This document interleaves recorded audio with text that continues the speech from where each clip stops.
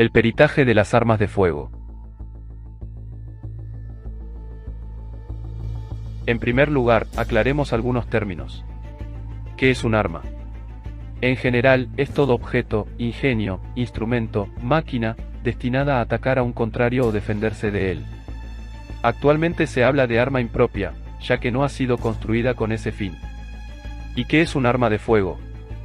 Son aquellos artefactos mecánicos, de variadas formas y dimensiones, que utilizan la presión generada por la combustión o deflagración de la pólvora, para expulsar a gran velocidad uno o varios proyectiles a la vez, ya sea para atacar o para defenderse. La investigación de un hecho delictuoso exige, en muchas ocasiones, el análisis del arma con el cual el crimen ha sido cometido. Por ello, todo buen detective tiene necesidad de poseer conocimientos de todo aquello que se relaciona con las armas de fuego, balística aplicada al caso policial, armas blancas, etc.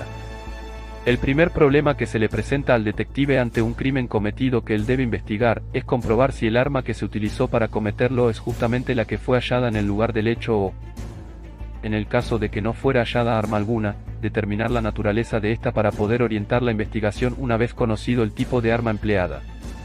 Toda arma encontrada en el lugar del hecho debe ser cuidadosamente examinada desde el punto de vista dactiloscópico, para tratar de establecer quién ha sido el que la empuñó.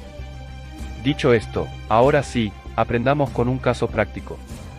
Era una fría mañana de otoño cuando el equipo forense recibió el llamado, un homicidio en un parque suburbano. La víctima, un hombre de aproximadamente 40 años, yacía junto a un banco, con una herida de bala en el pecho. A simple vista, el caso parecía sencillo, pero pronto descubriríamos que la ciencia forense tenía un papel crucial para resolverlo. Escena del crimen. Al llegar al lugar, los detectives rodearon el área. Cerca del cuerpo había un casquillo de bala y, a unos metros, un revólver oxidado parcialmente cubierto por hojas. La posición del arma y del proyectil serían claves en la reconstrucción de los hechos. Importancia de asegurar el área. Antes de iniciar cualquier análisis, la escena fue acordonada para preservar las evidencias. Esta es una lección fundamental, cualquier contaminación podría invalidar la evidencia.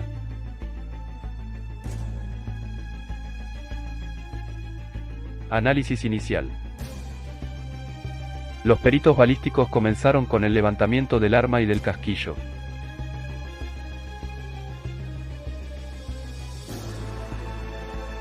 La pregunta clave era, ¿este revólver fue el arma homicida? Examen físico del arma. Se observó el cañón, buscando residuos de pólvora, signos de disparo reciente y características específicas del arma, como el calibre y el estado del rayado interno del cañón.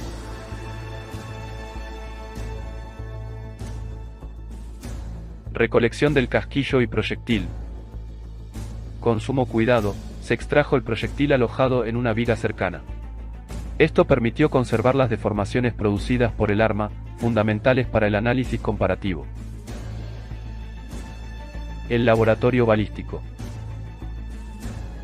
De vuelta en el laboratorio, comenzó el verdadero trabajo forense. Identificación del calibre. Utilizando un calibre Vernier, se midió el proyectil recuperado. Aunque estaba deformado, las mediciones precisas ayudaron a determinar que era de 9,07 milímetros. Estudio de las estrías. Las estrías son las marcas internas del cañón que quedan grabadas en el proyectil al dispararse. Cada arma tiene un patrón único debido a imperfecciones en su fabricación. Usando un microscopio comparativo, se examinó el proyectil disparado por el arma sospechosa y el proyectil recuperado. Las coincidencias fueron innegables, ambas balas tenían un patrón idéntico.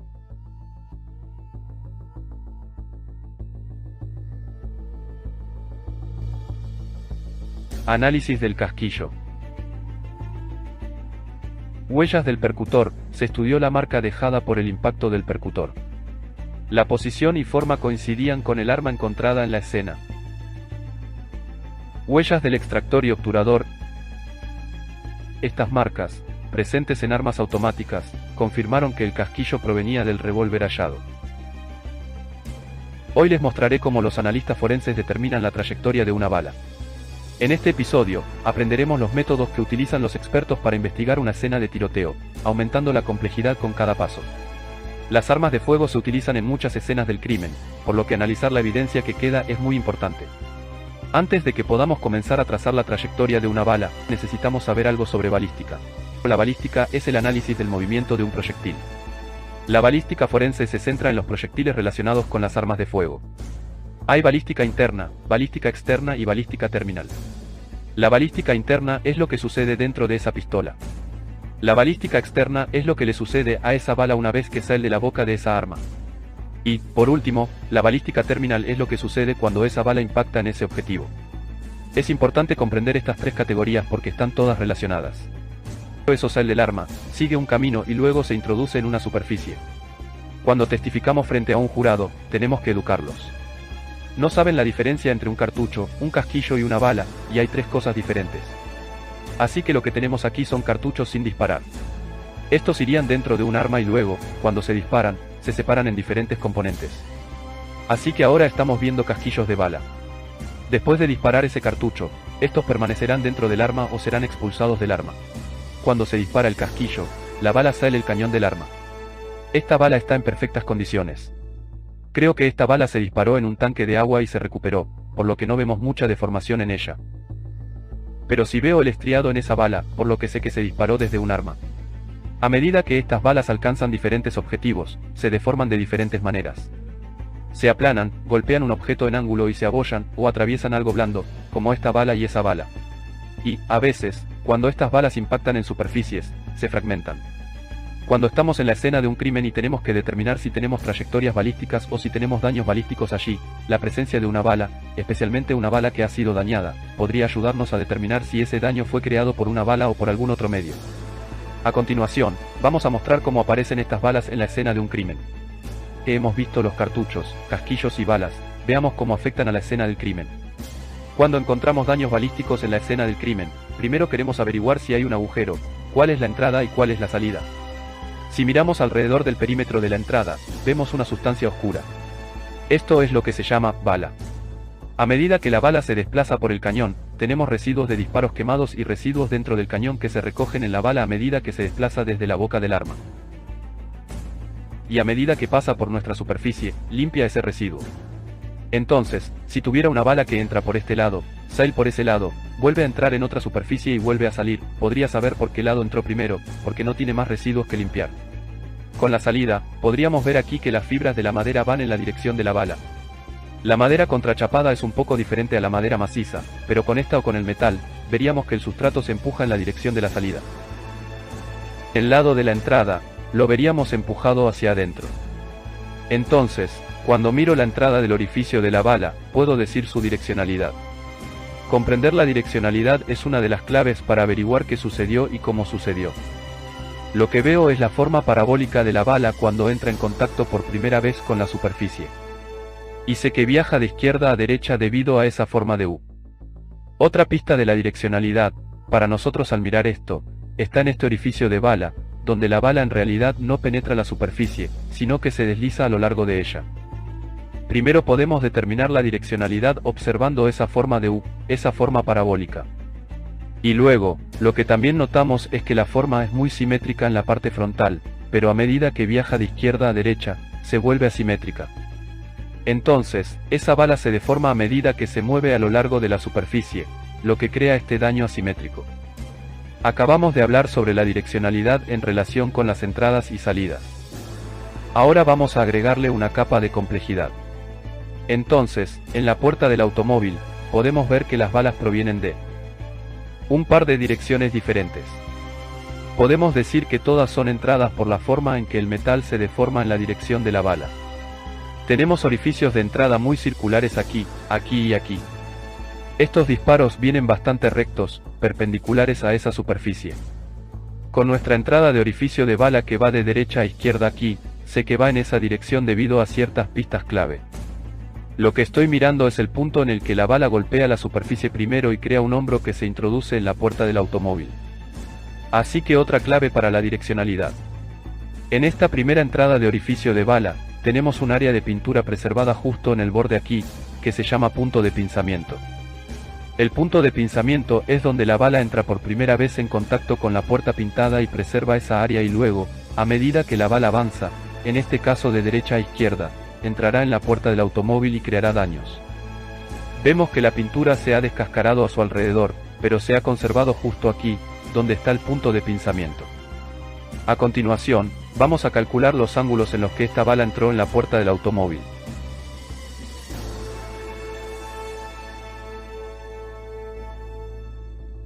En la escena de un crimen, medimos la ubicación específica de cada orificio de bala y la marca de impacto balístico, fijándola en el mundo.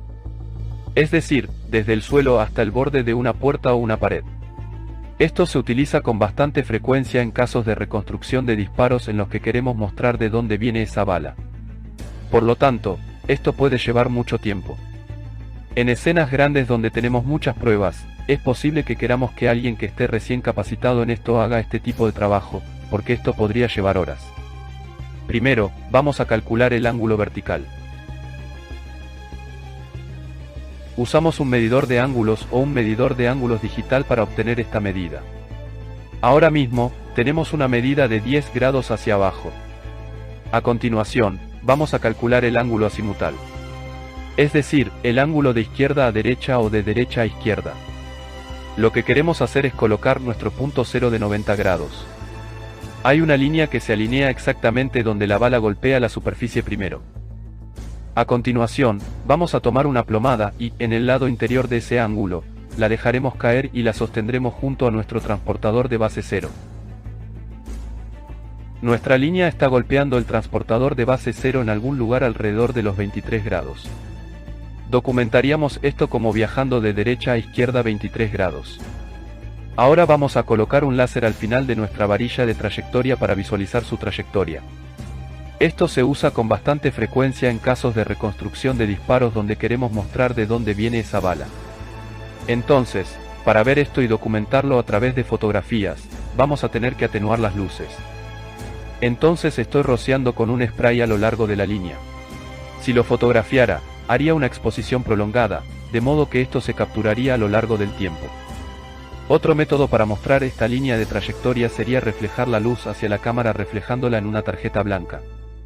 Y con el tiempo, si hiciera una exposición prolongada, podría mostrar esa línea. Entonces, si tuviera esto como evidencia en la escena de un crimen, nuestras entradas de orificios de bala, colocaríamos una varilla de trayectoria para cada una. Cuanto más daño balístico tengamos. Si tuviera un caso, digamos, en el que una bala atravesara una ventana y golpeara una pared, pero no entrara en la pared, podría trazar la trayectoria con una cuerda. Ataría un extremo de la cuerda al daño en la pared y luego pasaría esa cuerda por el agujero en la ventana. Y eso también nos daría el área de donde vino esa bala. La ventaja de la cuerda es que es fácil de fotografiar durante el día, mientras que con el láser tendríamos que oscurecer el área y eso no es posible cuando hay sol. Nuestro siguiente paso es utilizar el escáner láser. Nuestro siguiente paso es utilizar el escáner láser 3D. Entonces, vamos a usar el Leica RTC 360 para capturar la escena del crimen.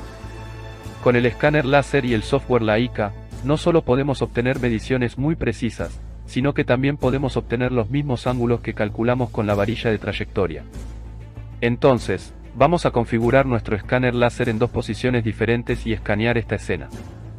Después de escanear la escena, vamos a importar esos datos al software para poder visualizar nuestra nube de puntos. Ahora que tenemos nuestros dos escaneos, lo hemos importado a nuestro software Leica. Todo lo que esté en el campo de visión del escáner será capturado. Así que pueden vernos desplazados aquí. Ahí está. Así que el RTC 360 podría tomar alrededor de 2 millones de mediciones por segundo. Así que, a medida que gira 360 grados, todas estas mediciones se verán como una gran nube de puntos. La belleza del escaneo láser es que, a diferencia de una imagen estática, podemos moverla, podemos verla desde diferentes ángulos. Podemos ver estas barras de trayectoria que tenemos en su lugar. Y podemos obtener nuevas vistas de la escena que no podríamos obtener con el vídeo o la fotografía tradicionales. Y una de las grandes ventajas del escaneo láser es que es objetivo. Cualquier otro tipo de medición que tomemos en la escena de un crimen, elijo medir desde 2 o 3 puntos de esta evidencia. Con el escáner Leica, todo lo que está en su campo de visión, lo está documentando. Por lo tanto, es posible que no sepamos que algo aquí es valioso, y no lo recopilamos, no lo fotografiamos. Y lo pasamos por alto, Pero más tarde, a medida que avanza nuestra investigación, descubrimos que esto era realmente importante. Al menos se capturó con un escáner láser. Lo que también pudimos mostrar con esto es nuestro cono de tolerancia. Entonces, con el análisis de trayectoria, hay un error incorporado de más o menos 5 grados. Con este software, puedo mostrar ese error. Así que he creado una línea a partir de 2 puntos en esa varilla, y ahora puedo tomar esa línea y extenderla hacia el espacio. Y a veces, en escenas de crímenes reales, esto se vuelve muy importante. Hice una reconstrucción en la que una bala atravesó la ventana del piso 13 de un negocio y luego quisimos ver de dónde venía esa bala. Así que escaneamos el interior del negocio y varias cuadras a su alrededor en la calle y pudimos rastrear esa trayectoria a unos 250 metros de distancia, a 2 cuadras del lugar. Reconstrucción de los hechos mediante simulaciones computarizadas. Una de las herramientas más avanzadas en balística forense para la reconstrucción de hechos es el uso de simulaciones computarizadas. Estas permiten recrear con alta precisión las trayectorias de los proyectiles, integrando datos físicos y ambientales que resultan fundamentales para determinar aspectos clave como la posición del tirador, el ángulo y la distancia del disparo y desviaciones en la trayectoria debido a impactos previos o a factores externos como el viento o la resistencia del aire. La simulación computarizada utiliza software especializado en modelado 3D, como Virtual Crash, After Trajectory Analysis o similares, que incorporan variables balísticas esenciales, como la gravedad, para calcular el descenso del proyectil a lo largo de su recorrido, la resistencia del aire, para evaluar cómo afecta la velocidad y trayectoria del proyectil, y desviaciones, ya que se considera los cambios en la trayectoria al impactar con superficies intermedias como paredes, ventanas o incluso huesos en el cuerpo de la víctima. Tomemos el caso de disparo en una escuela, un proyectil impactó a un alumno dentro de un aula. Para comprender lo ocurrido, se llevó a cabo la siguiente reconstrucción. Documentación inicial, se analizaron los puntos de impacto en las paredes, ventanas y el cuerpo del alumno. Y se midieron los ángulos de entrada y salida del proyectil. Recopilación de datos, se recogieron fragmentos del proyectil y posibles rebotes en las superficies cercanas. Se determinaron las posiciones de los pupitres, ventanas y cualquier barrera intermedia en el aula. Se hizo la recreación virtual, utilizando un software 3D, se modeló la disposición exacta del aula, incluyendo la ubicación de las víctimas, muebles y las trayectorias de los proyectiles. Se integraron datos sobre el calibre del arma y la velocidad inicial del proyectil. La simulación mostró que el disparo provenía del exterior, atravesando una ventana antes de impactar al alumno. Se calculó con precisión que el tirador estaba ubicado a una distancia de 25 metros, con un ángulo ascendente de 15 grados, lo que indicaba una posible posición desde el suelo y fuera del edificio escolar. Un análisis adicional determinó que el impacto en la ventana causó una desviación de 2 grados en la trayectoria del proyectil. Y la simulación permitió calcular la energía remanente del proyectil al impactar, clave para evaluar la gravedad de las lesiones. La importancia de la simulación es que no solo ayuda a identificar la posición y distancia del tirador, sino que también permite reconstruir narrativas completas sobre el evento. En casos como el de la escuela, se puede determinar si el disparo fue accidental, deliberado o el resultado de un rebote. En nuestro caso del individuo que apareció muerto cerca del banco de una plaza, el equipo forense determinó que el disparo fue realizado a corta distancia, aproximadamente a 1.5 metros, en un ángulo descendente de 45 grados. Esto sugiere que el tirador estaba de pie, mientras la víctima estaba sentada. Además, los residuos de pólvora en la ropa de la víctima confirmaron la proximidad del disparo, mientras que el patrón de tatuaje alrededor de la herida indicó un disparo cercano, pero no a quemarropa. La prueba final. El análisis químico del arma reveló residuos de pólvora recientes. Sin embargo, un detalle adicional fue clave, el test de parafina aplicado al sospechoso detenido. Este método moderno utilizó espectroscopía de masas para identificar trazas de bario y antimonio en sus manos, típicas de un disparo reciente. Conclusión. Con las evidencias acumuladas, el perito presentó un informe detallado que no solo identificó el arma utilizada, sino que reconstruyó el evento de manera científica. La trayectoria, los residuos de pólvora y el análisis balístico unieron las piezas del rompecabezas, llevando a la condena del culpable. Mensaje final para los estudiantes del curso de detectivismo. Este caso ilustra cómo la balística forense no solo identifica un arma, sino que narra la historia de lo que ocurrió en la escena del crimen. Cada marca, cada rastro, cuenta una parte de esa historia. Como futuros expertos, su tarea será interpretar esos rastros con precisión y responsabilidad. Así que hoy hablamos sobre los conceptos básicos del análisis balístico. Estas habilidades se desarrollan con el tiempo, con cientos de horas de cursos, ya sabes, cuantas más escenas, más experiencia, mejor te vuelves.